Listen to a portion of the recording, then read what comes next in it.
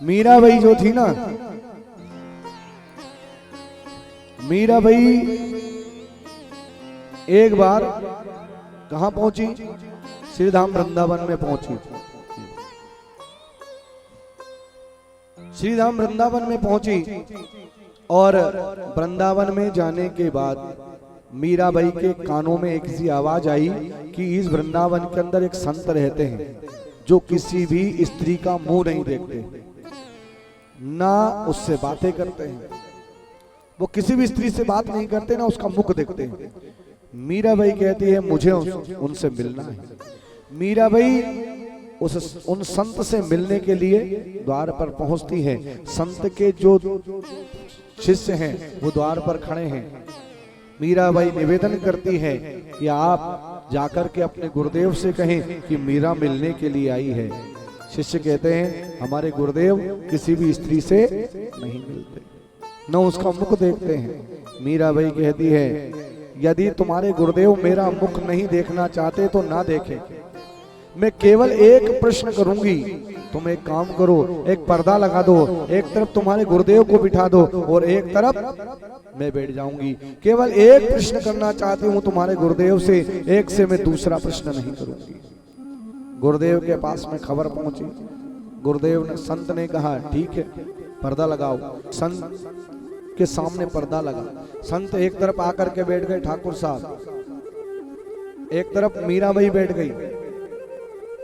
मीरा कहती है कि हे भगवान, मैंने ये सुना है कि आप ब्रज के अंदर आप किसी भी स्त्री का मुख नहीं देखते।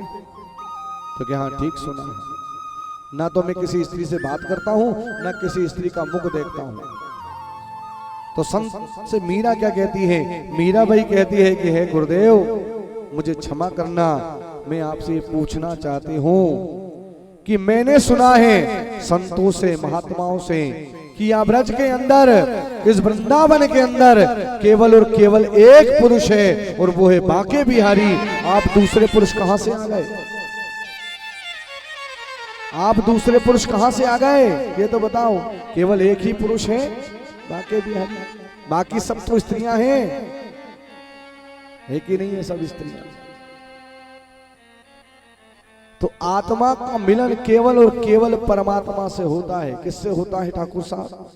केवल परमात्मा से होता है। कृष्ण जिधर नजर डालते थे हजारों इधर से चली आ रही हैं, हजारों इधर से चली आ रही हैं। गोपियों को देख करके गोविंद मुस्कुराने लगे और गोपियों से बोले स्वागतम वो महाभागा प्रियम किम करवाण विवा। स्वागतम सुस्वागतम।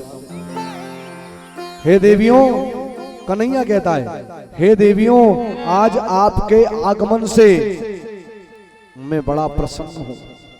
वास्तव में है महाभागाओं, आपके आगमन से मेरा मन बड़ा प्रसन्न हो गया है। गोपियां मन में बड़ी प्रसन्न हो रही है। सोचने लगी कि देखो मुरली में हमारा नाम लेकर के कन्हैया ने हमें बुलाया और हम दौड़ी दौड़ी चली आई, तो देखो तो सही कृष्ण कन्हैया हमारा कैसा स्वागत कर रहा है। लेकिन स्वागत करते करते गोविंद ने मुस्कुरा करके एक बात कही कि देवियों आप आई हो तो आपका बहुत बहुत स्वागत है, परंतु एक बात बताओ आप यहां क्यों आई हो? किस लिए आई हो? अब गोपियां कहती हैं अब क्या बताएं आपको कि हम यहाँ पर क्यों आई हैं।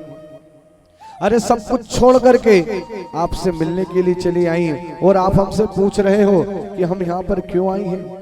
सारी गोपियां नीची निगाह करके खड़ी हुई हैं। कन्हैया क्या कहता है? कन्हैया कहता है ठाकुर साहब कि ये रात्रि कितनी घोर रूपा है। देवियों देखो तो सही, तुम सब अपने अपने पतियों को छोड़ करके इस अर्धरात्रि के समय पर मेरे पास आ गई। ये अच्छी बात नहीं है देवी। जाओ जाकर के अपने अपने पतियों की सब सेवा करो, यही नारी का परम कर्तव्य है। बेचारी गोपियां कोई जवाब नहीं दे रही, शांत बैठी हुई है। नीची नजर करके। कन्हैया ने फिर कहा, देवियों तुमने जवाब नहीं दिया। अच्छा अच्छा अच्छा, अब मैं समझा, आप लोग या वन के अंदर इसलिए आई हो कि शायद आपने जंगल नहीं देखा। देखो अब देख लिया ना देवियों, बड़ा सुंदर सा यमुना का किनारा है, सुंदर सा वन है, देख लिया। ये राकेश चंद्रमा कैसा प्रमुदित हो रहा है। लेकिन देवियों इस जंगल के अंदर बड़े बड़े हिंसक जीव जंतु भी रहते हैं, रीछ भालू शेर भी रहते हैं। इस सब कुछ छोड़ करके, सब कुछ छोड़ करके तुम मेरे पास आ गई, ये तो ठीक नहीं है।